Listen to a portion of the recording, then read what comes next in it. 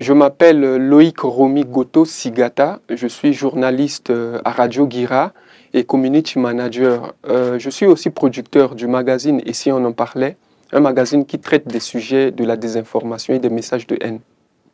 Pour moi, la journée internationale de lutte contre les messages de haine est une opportunité pour permettre à la population centrafricaine de pouvoir se demander qu'est-ce qu'ils ont fait pour lutter contre la désinformation en République centrafricaine. C'est aussi une journée qui permet de prendre conscience.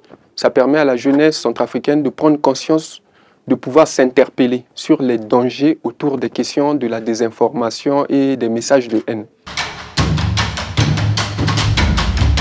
La désinformation est un véritable danger parce que elle déchire le tissu social, elle peut créer une tension dans un pays, elle peut toutefois emmener des troubles dans la vie politique et dans la société. D'habitude, les messages de haine ou la désinformation, pour les identifier, c'est plus facile, surtout sur les réseaux sociaux, quand elles sont publiées. Ces messages-là n'ont pas de source fiable. Et donc, quand tu vois un message, par exemple, sur les réseaux sociaux, où une personne peut raconter n'importe quoi sur une autre personne, sur une entité ou une organisation, elle ne mettra jamais la source de l'information.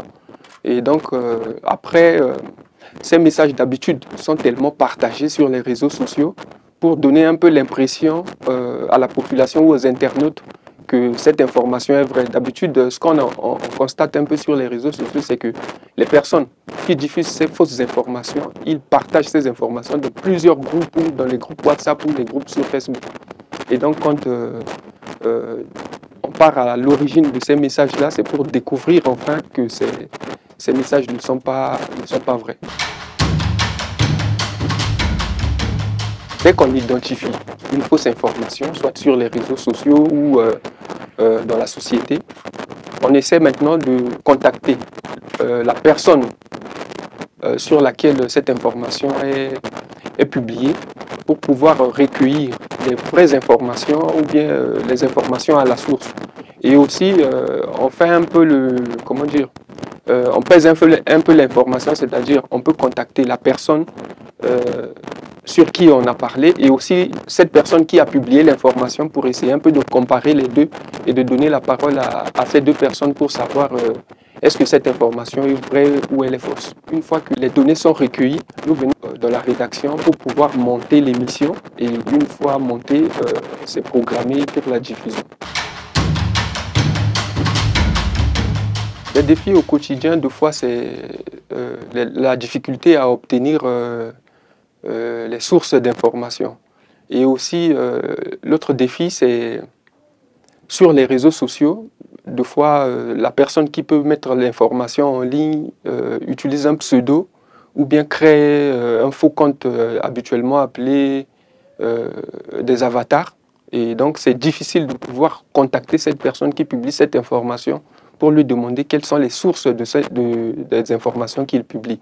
Et aussi l'indisponibilité de fois des invités, les personnes à qui, soit les ministres, les personnalités du pays, vers qui nous voulons aller pour pouvoir recueillir des informations par rapport à une publication, par exemple, faite sur les réseaux sociaux qui portent des doutes.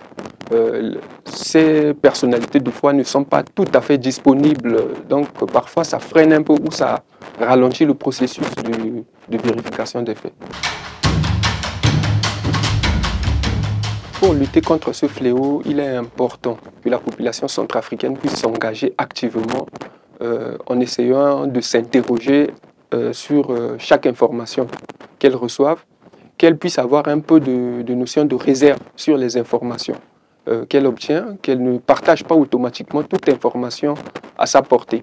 Mon appel à l'endroit des Centrafricains, c'est de prendre conscience tout d'abord parce que, comme vous venez de le dire, nous sortons d'un cycle de violence en République centrafricaine et tout le monde sait les conséquences que cela a produit sur le pays. Et il est de notre devoir à tous les Centrafricains de pouvoir prendre ce sujet de la désinformation et des messages de haine à corps le bras pour pouvoir lutter efficacement pour ne plus que nous puissions revivre tout ce qu'on a on a vécu dans le passé de traumatisant.